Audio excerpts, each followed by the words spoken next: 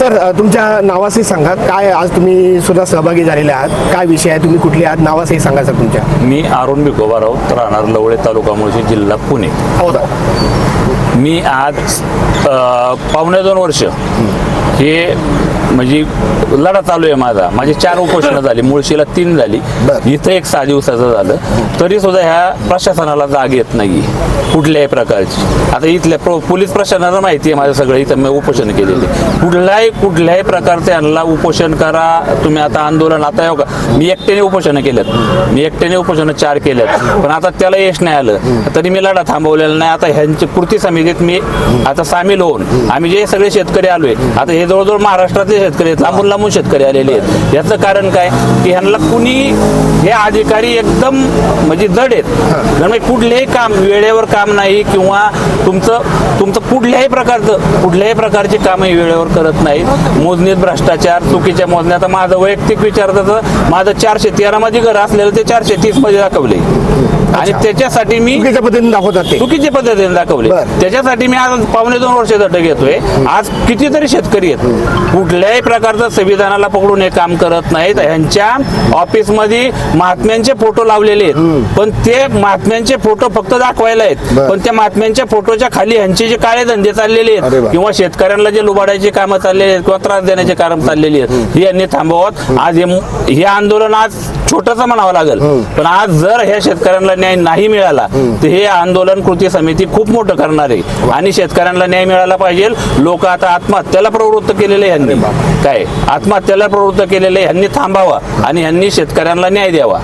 मी विजय शंकर जंगम, राहणार अंधोरी, तालुका खंडाळा, जिल्हा सातारा इथून आलेलो आहोत. मी हे सामाजिक कार्यकर्ता म्हणजे माहिती अधिकार कार्यकर्ता आहोत. हे सगळ्यांसाठी कार्यकर्ता आहोत. माझं वैयक्तिक यात काही फायदा नाही.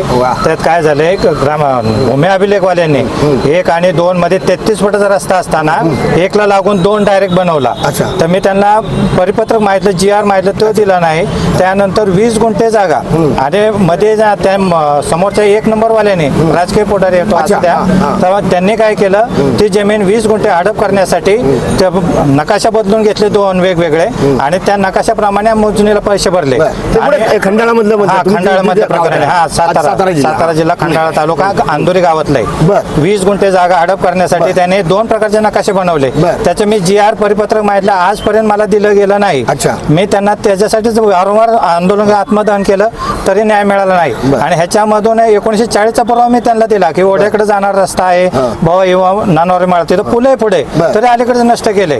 आणि मी त्यांचा, आणि ह्याच्यामध्ये आहे सर्वे नंबर मध्ये 1 आणि 2 मध्ये 33 फुटाचा रस्ता आहे, सगळे ओरिजिनल आहे माझ्याकडे दोन्ही मध्ये, आणि ऑनलाईन पण निघतो 1 आणि 2. मग तुम्ही 2ला 1ला लागून 2 कसा बनवला, त्याचं मला माहिती द्या. ज्यांनी बनवलं त्याच्यावर गुन्हे दाखल करा. आम्ही परिपत्र दिलंय, गावबंदी आयुक्तांना पत्र दिलंय. आता त्या प्रकरणाचं काय स्टेटस आहे, किंवा काहीच नाही अजून, काहीच त्याचं कारवाई करत नाहीत. नुसतं आम्हाला उडवडीची उत्तरं दिली जातात की बाबा काय नाही करू. आम्ही आता बी मी परवा काल सुद्धा भेटलो, मला म्हणले 9 तारखेला नंतर या, आणि मग त्याचा तफावत आढळली तर मग तुम्ही तिकडे हे करा, आणि नाही आढळली तर आम्ही काय करू शकत नाही, असं डायरेक्ट सांगितलं. सर तुम्ही असं मला दिसते की बऱ्यापैकी सामान्य गोरगरिबासाठी लढतोय. या म्हणजे भ्रष्टाचाराविरुद्ध तुम्ही एकत्र आलेला आहे. भूमी अभिलेख कृती समिती, त्याच्यामध्ये म्हणजे सगळे सामील झालेले आहेत. खूप छान लोक, आणि आम्ही बी आता बघा मातंग समाज आहे, गोरगरीब आहे, लोहार आहे, त्यात मातंग बरोबर आहे, आणि असे वरील प्रकरणात आम्ही तक्रारदार कृती समितीच्या माध्यमातून आम्ही मार्ग लावायचा प्रयत्न करू, आणि आम्ही त्या मार्गी लावूच. आता राज्यभरातील आम्ही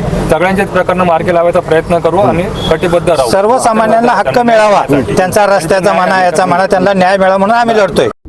मित्रांनो, आमचा हा व्हिडिओ शेवटपर्यंत बघितल्याबद्दल धन्यवाद.